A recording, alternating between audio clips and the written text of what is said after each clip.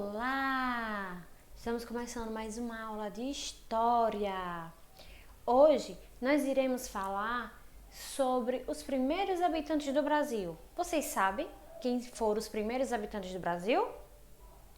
Isso mesmo, foram os índios.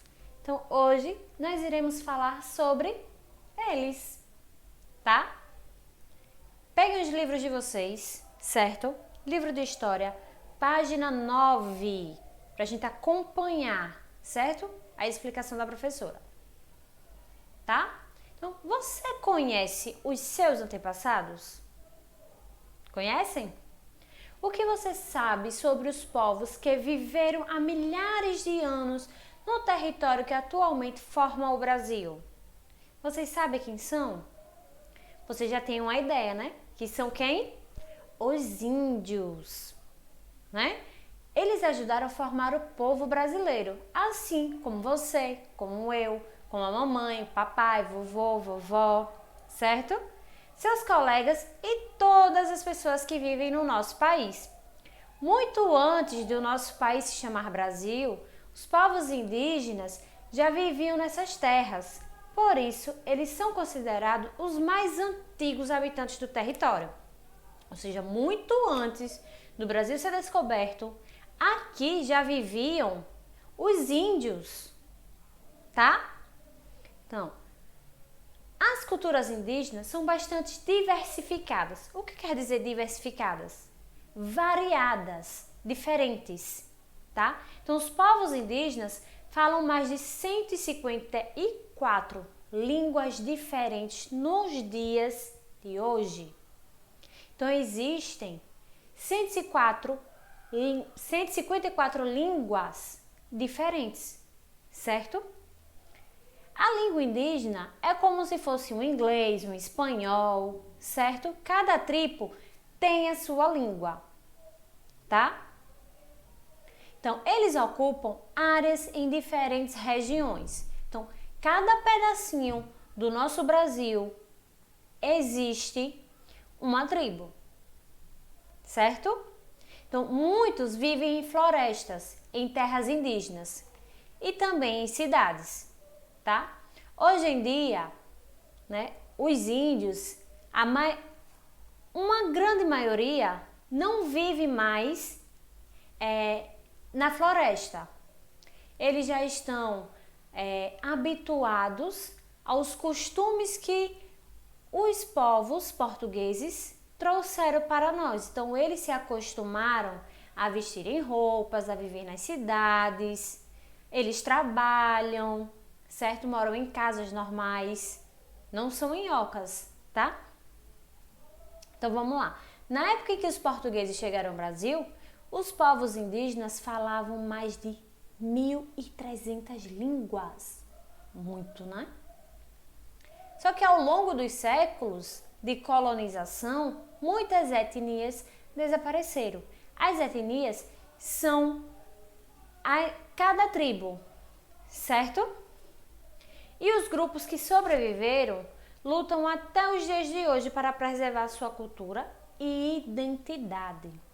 Então, existe uma luta, né, dos povos indígenas para preservar tanto a área onde eles moram, né, ali numa parte da Amazônia, tanto que existem áreas que são preservadas, áreas indígenas, que só podem ser habitados pelos índios. Lá é proibido desmatar, é proibido caçar, porque é uma área onde os índios vivem, certo?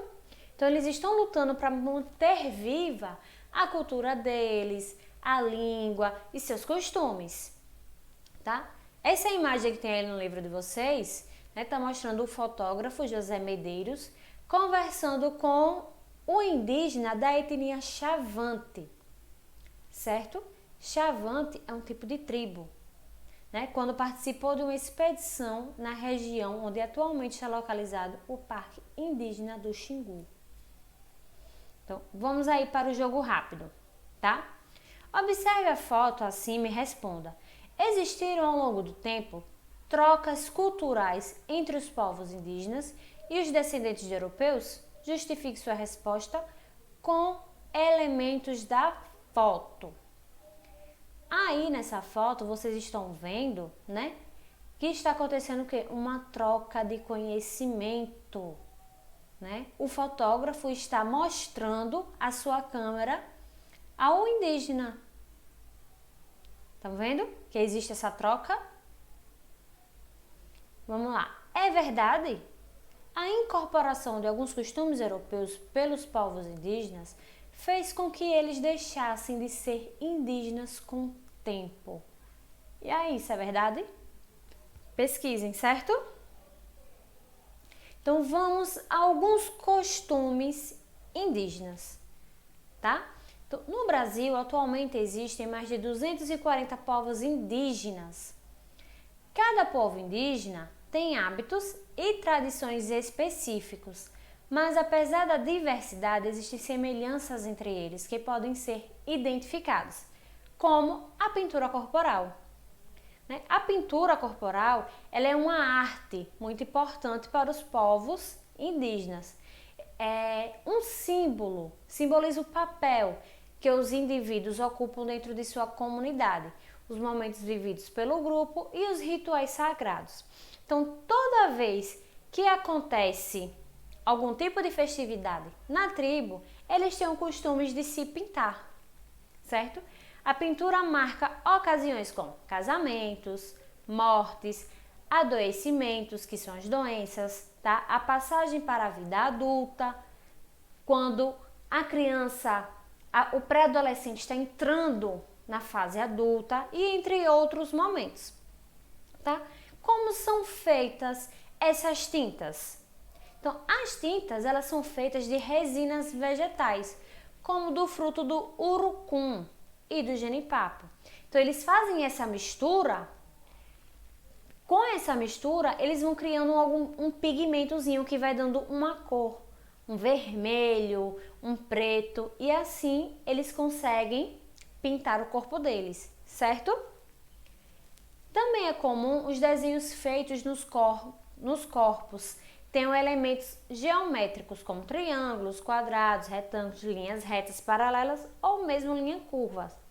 Ou seja, os desenhos que os índios fazem no seu corpo não são desenhos como uma bola, né, um bicho, não. Eles fazem desenhos de figuras geométricas, como quadrado, linhas curvas, assim, ó, curvas, ou tipo um zigue-zague, certo? Olhem aí nessa imagem, tá? Esses são da etnia Kalapalo, que estão fazendo a pintura corporal para um ritual na aldeia Aya, no Parque Indígena do Xingu, em Querência, no Mato Grosso, tá? Então a gente já falou das pinturas, agora iremos falar sobre as construções de casas. Eita! Saiu, vamos lá, certo? Vamos continuar. Continuem aí na página de vocês, certo? Página 10, tá? Que a tia vai voltar lá. Então, vocês já têm uma noção de como seja a casa dos índios, né? Quer dizer, de como eram. Porque hoje em dia, né, eles já estão mais modernos, alguns já fazem uso de telefone celular, certo?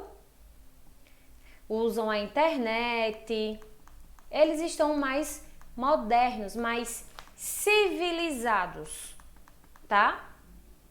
Quando a tia fala civilizados, quer dizer que eles já estão inseridos na civilização, na nossa sociedade. Eles não estão mais às margens da sociedade, separados, eles estão inseridos, tá? Então vamos lá. Então aí nós temos 3 exemplos, tá? Então cada povo costuma construir suas casas e organizar a aldeia de uma maneira diferente. Então tem o formato, tem o tamanho e tem o interior das construções, que é dentro das construções, né? Que também podem ser diferentes, tá? Então aí nós temos 3 exemplos. A primeira é uma oca bem grande, certo? Na segunda imagem, já é mais parecida com o formato de uma casa normal, como nós conhecemos, né? Mais parecida, né? Que tem uma porta, tem uma janela, porém o telhado, o teto, ainda é de palha, certo?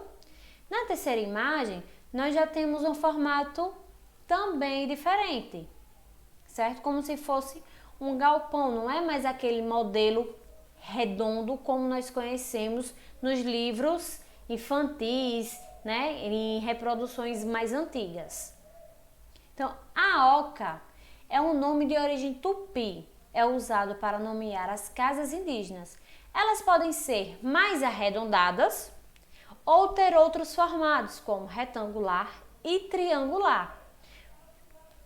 As construções das ocas mudam de acordo com o clima do local, né? Os materiais disponíveis e o modo de vida das aldeias. Então, de acordo com o clima de cada região, se é mais quente, mais frio ou moderado, é a partir daí que eles vão escolher o tipo de casa que eles vão construir, certo?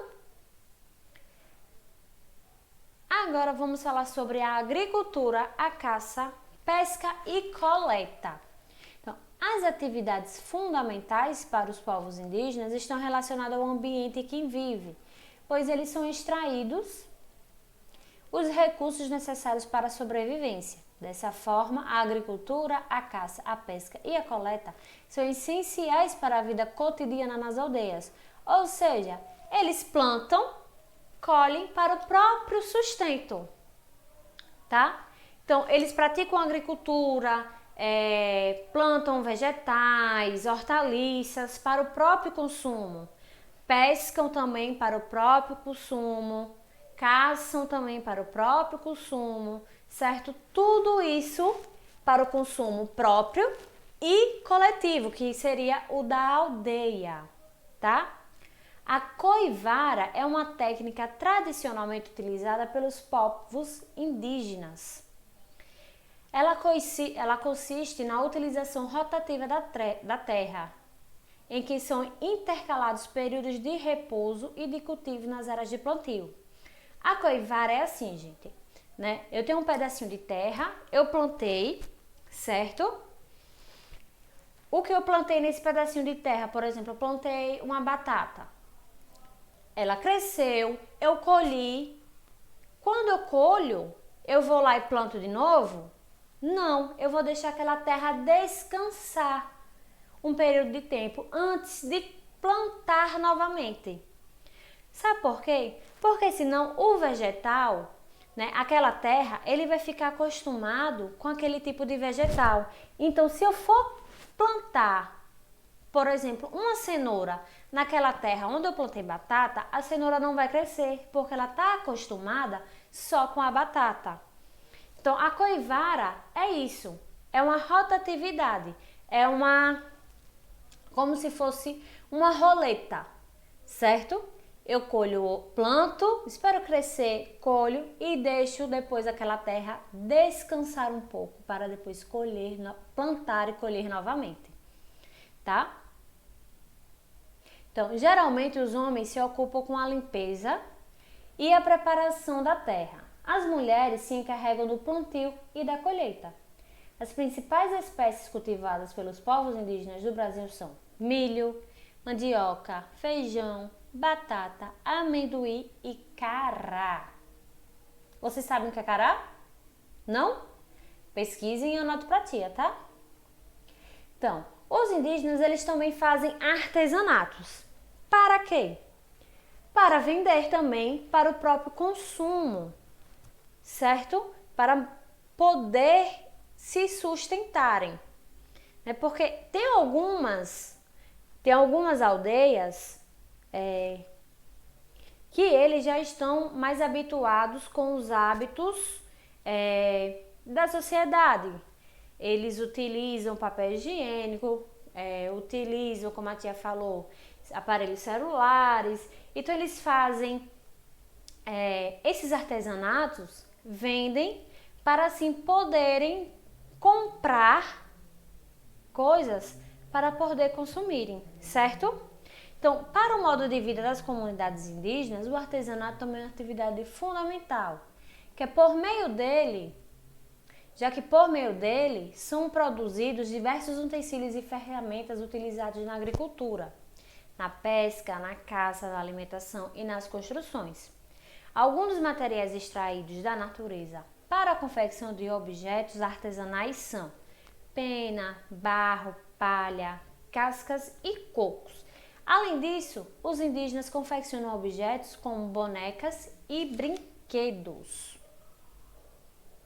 Ó, os brinquedos, tá vendo aqui?